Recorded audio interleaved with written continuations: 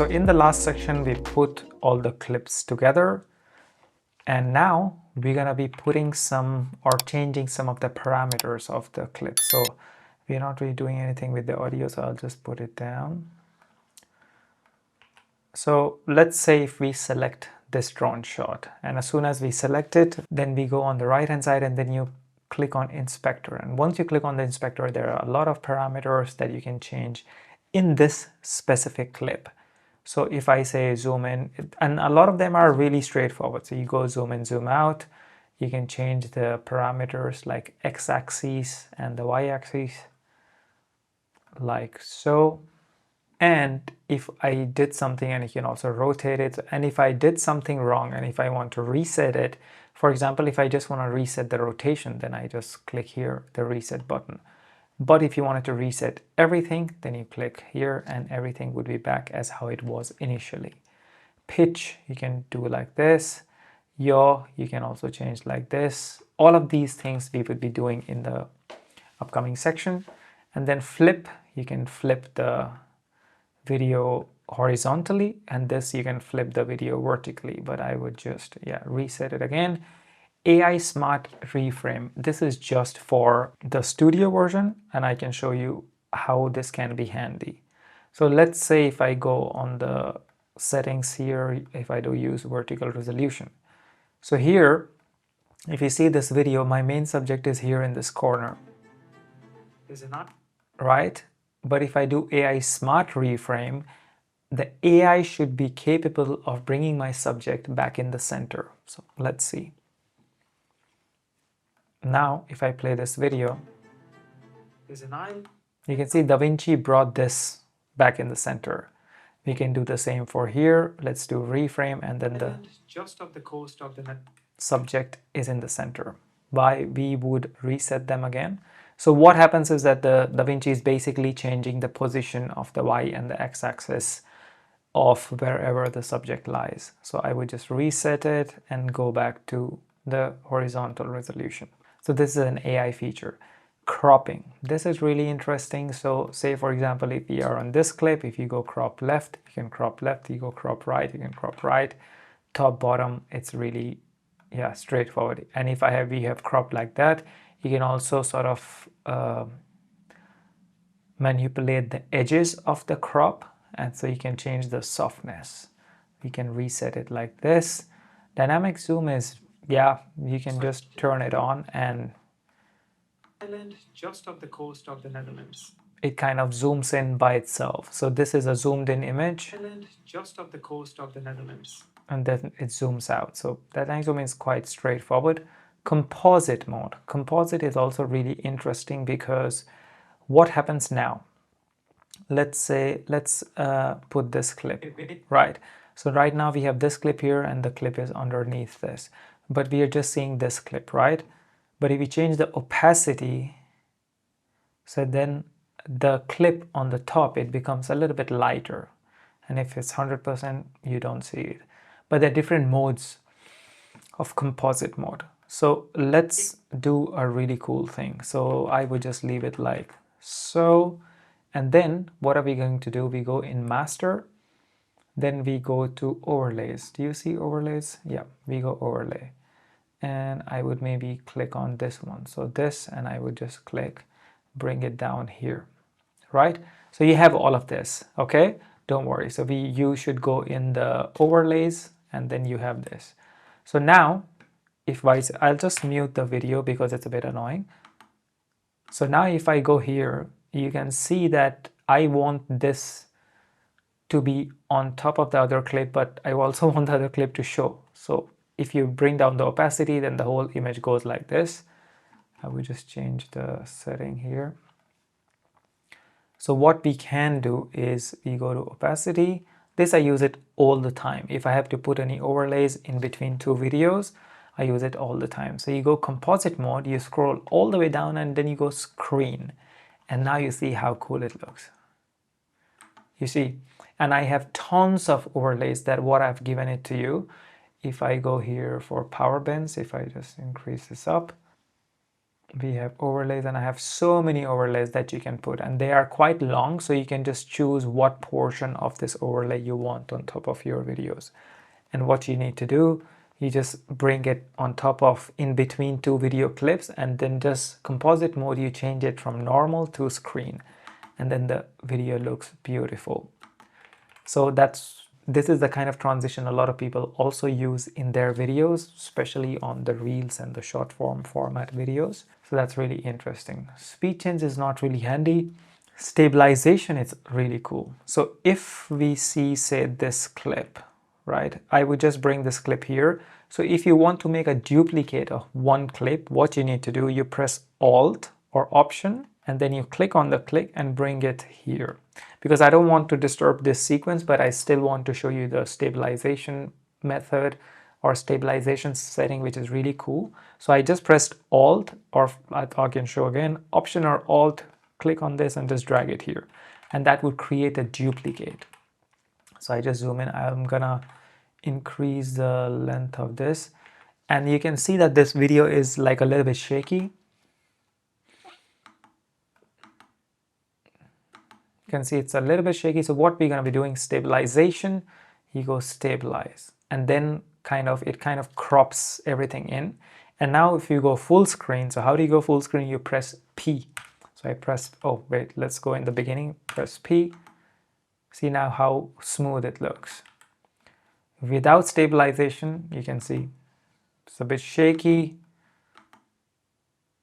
you see, and with stabilization, it's really smooth. Sometimes the stabilization, they don't really work. So then you can choose different modes. So you can do similarity, then stabilize again. You can do translation and stabilize again, because it really depends on the movement of the video. So yeah, I usually just go reset. I usually go perspective, and that does the job. But in DaVinci, there is another cool stabilization method. Let me click to another clip.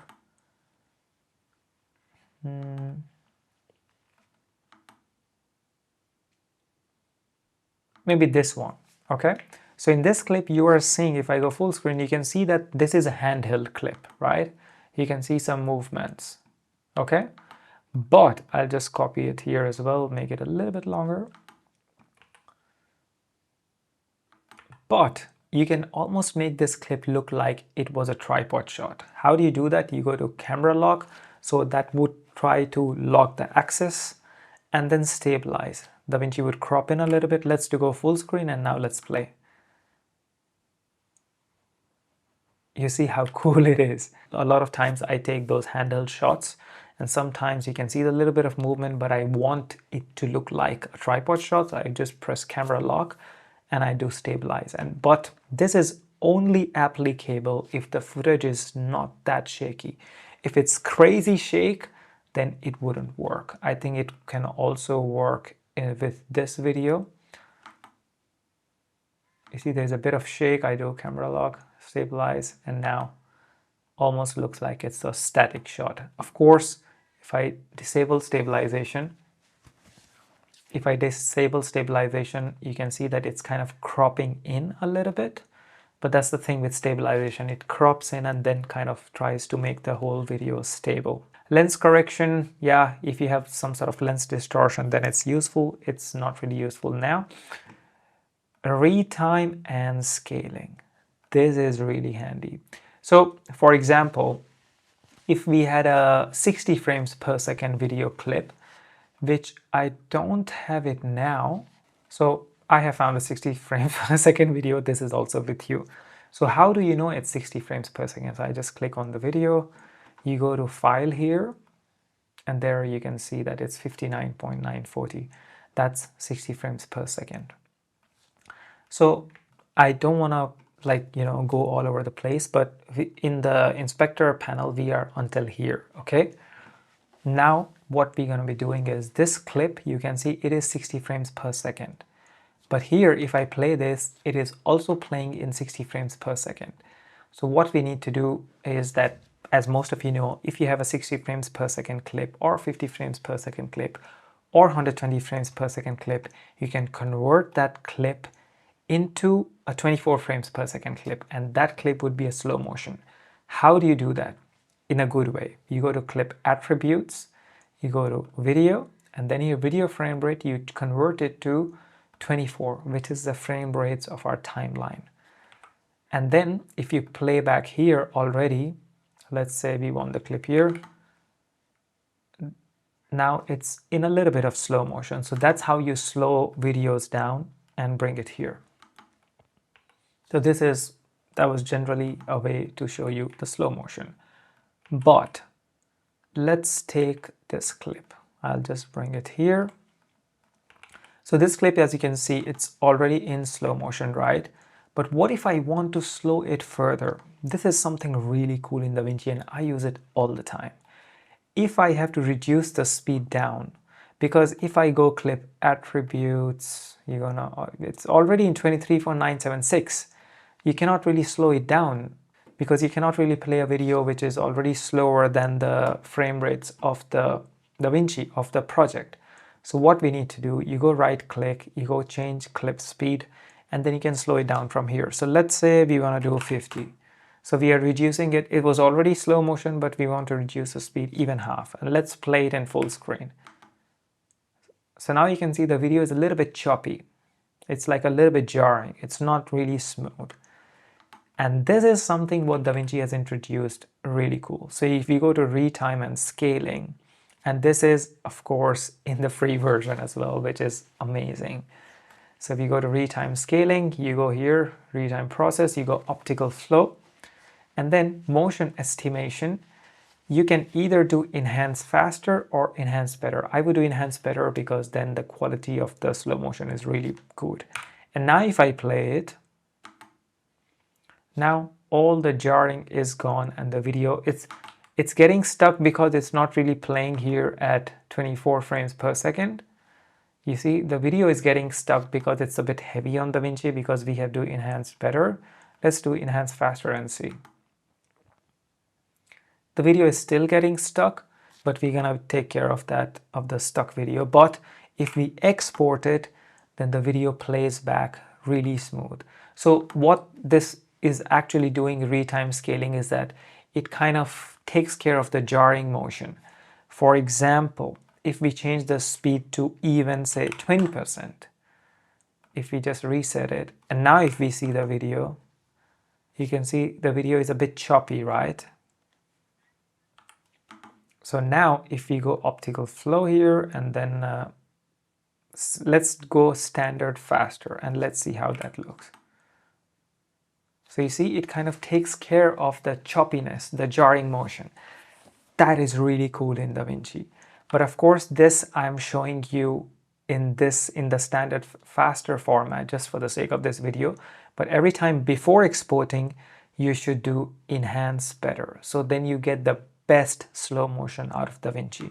Of course, if I do that, it's not really gonna play the best, but yeah, this is what you should do to reduce the speed of the video more than how it was from the camera. And this is such a cool feature of DaVinci. AI Super Scale is in the studio version, but what happens here is that, like speaking of studio version, if you are serious about video editing, I would really recommend you to invest in the studio version. This software is just so good. Let's show you. So for example, if you had a video which was filmed on a really bad camera, or if you sort of cropped it in a lot, and once you crop videos, then the quality loses. This is shot on a good camera, so you don't really see the quality difference. If I just place it here, what you can do is that you can super scale the video. So if we go 4x enhance, then the video is a little bit sharper and it wouldn't look like it's cropped in. So what AI Super Scale basically does is that it kind of introduces, like, it increases sharpness, it increases the video quality, even if it's zoomed in, because sometimes if you zoom in a video, it kind of falls apart, and that's what DaVinci is taking care of. But it also makes your system really slow. Like if I play it now, it just wouldn't play. it's like 0 frames per second. It should be playing 24, but it just wouldn't play. So that's what, if I have to do this, I do this AI Superscale just before exporting any video, you know, because I still want a nice playback here. Anyways, let's bring the transform here. And one more thing, what is really cool is that, like, of course, we went through all the parameters in the inspector panel. So let's say, for example, if we changed anything, if we increase the clip speed to say 20%, you know, forget that we did this, okay? And let's say if we change the Y, position, and if we rotated the image a little bit, and if we want to copy the same video settings on this video clip, so we don't have to, you know, copy and paste the numbers. What we can do, you go right click, you go copy, or you can go Command C or Control C in Windows. So what I would do, I would use a shortcut Command C, Control C, and then here you go right click, and there is a thing called paste attributes, which is Option V or Alt V. So here we're going to be doing Alt V or Option V. We go here, and now DaVinci is going to be copying the properties from this clip to this clip. And it's also going to show you what all things it would copy from that clip, because it would only show you the things where we have made any changes. But for example, if you don't want to copy the rotation angle, we can choose that, and let's apply. And then this video becomes like this. So you can see that it kind of zoomed in the same zoom level as this clip. Then we have the position, we have 0 rotation angle. So that's really handy as well. But I would just change the video. So yeah, that's really, really handy when you have to sort of paste the same settings on the entire clips. For example, if I had to zoom in on all the clips, like zoom in say 1.2, then you can just do copy and paste attributes, and that would copy the zoom on all the clips. You don't have to do it manually. So this is something really, really cool, and I use it all the time. So copy and paste attributes, it's gonna save you so much time. So that was inspector panel in DaVinci for videos. But there is another inspector panel in DaVinci for just audio, which we're gonna cover in the next section.